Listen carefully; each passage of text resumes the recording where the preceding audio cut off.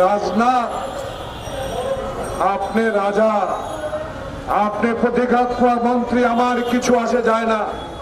আমি কিন্তু স্বাধীন বাংলাদেশের মানুষ, আমার স্বাধীনতাকে আমি অর্জন করেছি। আপনি আশ্রয় দিয়েছেন, সেদিন ক্যাম্পে কি খেয়েছি, কাঁচা কুমড়া খেয়ে ট্রেনিং নিয়েছিলাম। সেদিন আপনারা ব্যবহার কি করেছেন মনে আছে। তবুও বন্ধু, তবুও আশ্রয় দিয়েছেন, অস্বীকার করি না। তাই শেখ হাসিনার মতো নির্লজ্জ ব্যক্তিকে, যিনি বাংলাদেশের হাজারো মানুষের মায়ের মুখ খালি করেছে, তাকে কেন আশ্রয় দিয়েছেন এটা জানতে চায় মানুষ। সেটার উত্তর না দিয়ে আপনি বলেছেন বাংলাদেশের বিরুদ্ধে কথা বলেছেন। জঘন্য অপরাধ আপনার। এই অপরাধের জন্য আপনাকে ক্ষমা চাইতে হবে। বাংলাদেশের মানুষ ধনী না হতে পারে, তাদের কলিজা এত বড়, তারা মানুষকে সম্মান দিতে জানে, মানুষের প্রতি শ্রদ্ধা জানাতে পারে। তাই বলে আপনি অশ্রদ্ধা করে বাংলাদেশকে আপনি অবহেলা করে কথা বলবেন, সেটা 12 দলীয় জোট নয়। বাংলাদেশের কোন মানুষ আপনাকে গ্রহণ করবে না এই বক্তব্য। প্রিয় ভাইয়েরা, তাই আমরা, আমাদের এই নেতারা বলেছে, আমরা আপনাকে সমর্থন করে যাচ্ছি, যাব। এই সভার পক্ষ থেকে সর্বপ্রথমেই বর্তমান ক্ষমতাসীন অন্তর্বর্তীকালীন সরকারের গত 1 মাসের কার্যকলাপের মধ্যে সবচেয়ে প্রধান, সবচেয়ে আকর্ষণীয় এবং সাফল্যজনক একটি ভূমিকার প্রশংসা করতে চাই। সেটা হচ্ছে আমাদের দেশের পররাষ্ট্রনীতি, তার নতজানু পররাষ্ট্রনীতি পরিত্যাগ করে স্বাধীন সার্বভৌম একটি পররাষ্ট্রনীতি গ্রহণ করেছে। রাজনাথ সিং খুব স্বাভাবিকভাবেই বেজার হয়েছে, তিনি খুব ক্ষুব্ধ হয়েছেন।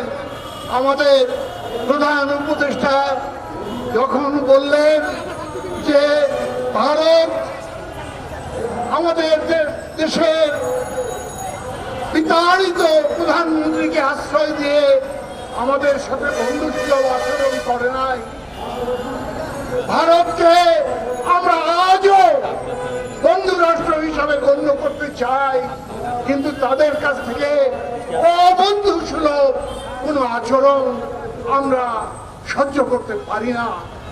আমাদের মাননীয় প্রধান উপদেষ্টা এই কথাটুকু বলেছিলেন এবং সেই কারণে অত্যন্ত গোসা করেছেন, অত্যন্ত নারাজ হয়েছেন রাজনাথ সিং এবং তাদের সৈন্যবাহিনীকে সতর্ক থাকার হুঁশিয়ারি দিয়েছেন। ভাইরা আমার, বাংলাদেশের চারিদিকে আজ আমরা দেখতে পাচ্ছি চরম অশান্তিকর একটা পরিস্থিতির সৃষ্টি হয়েছে।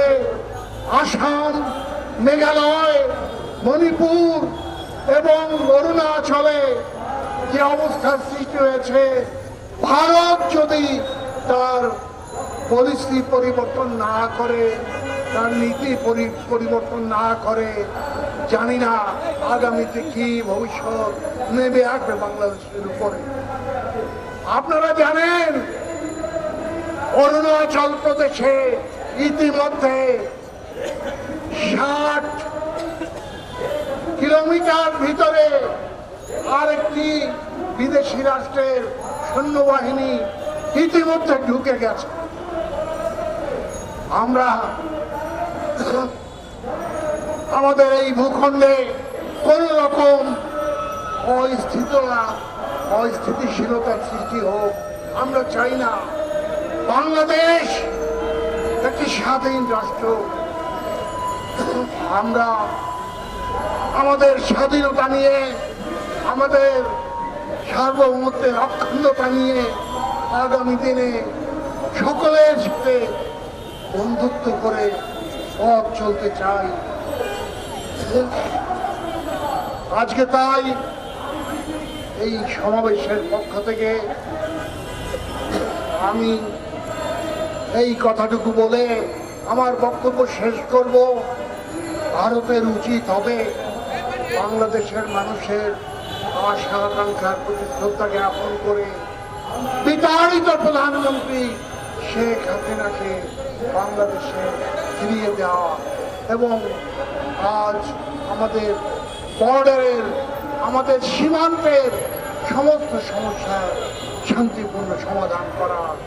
ভারতীয় জোটের আজকের এই সমাবেশের পক্ষ থেকে আপনাদেরকে ধন্যবাদ জানিয়ে এবং আর একবার ভারতের প্রতি আহ্বান জানিয়ে আমার বক্তব্য শেষ করছি।